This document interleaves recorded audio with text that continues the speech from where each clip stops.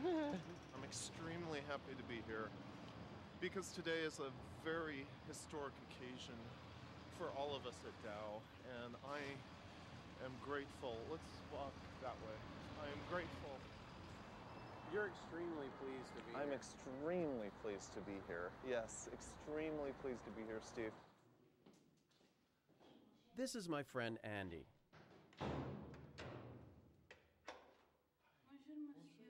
And my name is Mike.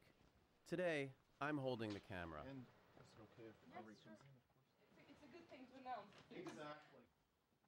Andy is about to go on live television in front of 300 million people.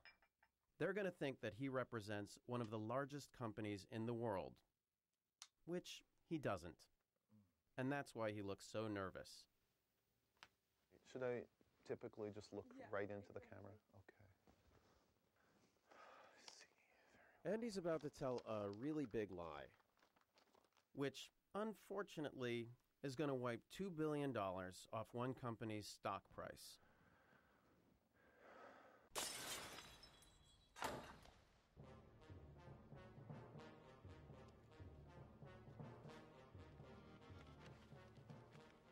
Dow Chemical had just bought Union Carbide, a company that became infamous in the 1980s.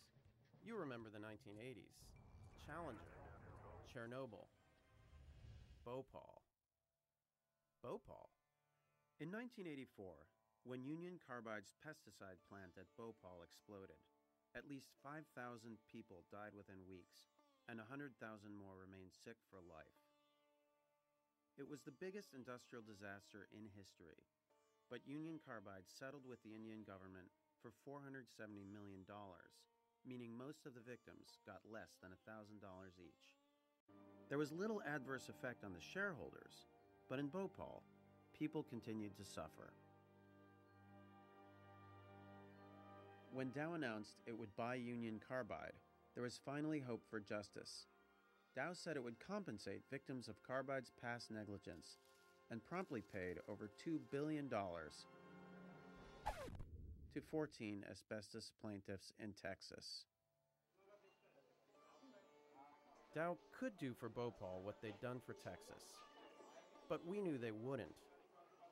So, we decided to do it for them. We set up a fake Dow Chemical website, dowethics.com, and we waited, and waited, and waited. We had mail. Turned out our Dow site was the gift that kept on giving. This time, it wasn't a mere conference. We'd hit the jackpot. The BBC, perhaps the world's most respected news organization, was doing a big broadcast about Bhopal, and they wanted to know whether Dow might finally clean up their mess. The interview, they said, would be broadcast to 300 million people. This was what we'd been waiting for. To the BBC's great surprise, Dow emailed back to say they would be delighted to speak publicly about the catastrophe. As for us, 300 million people was about 1 million times bigger than any other audience we'd ever had.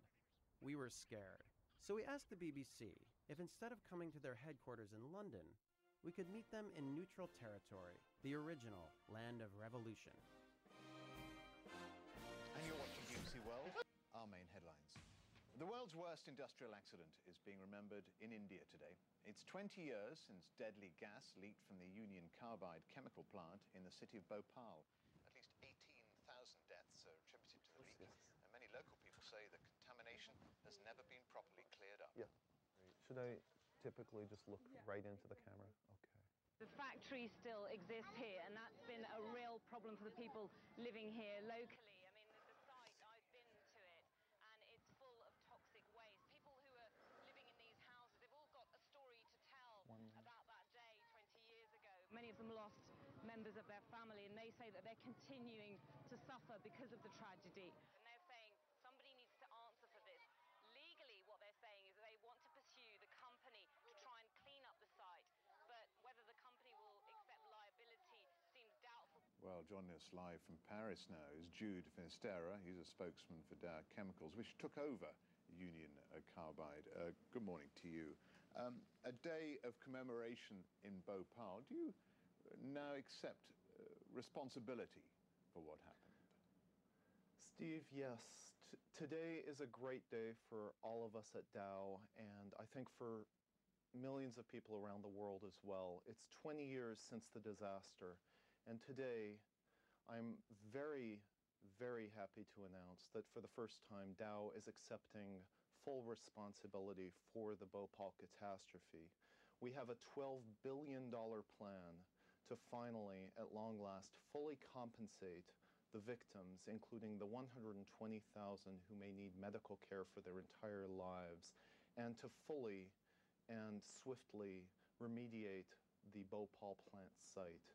Now, when we acquired Union Carbide 3 years ago, we knew what we were getting, and it's worth $12 billion. $12 billion.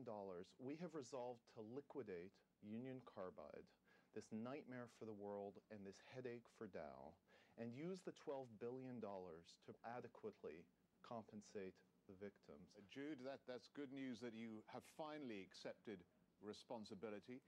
Some people would say too late. It's 3 years, Yes. almost 4 years on. When we acquired Union Carbide, we did settle their liabilities in the United States immediately.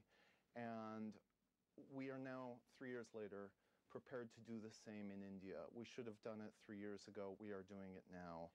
And I would also like to say that this is no small matter, Steve. This is the first time in history that a publicly owned company of anything near the size of Dow has performed an action which is significantly against its bottom line simply because it's the right thing to do.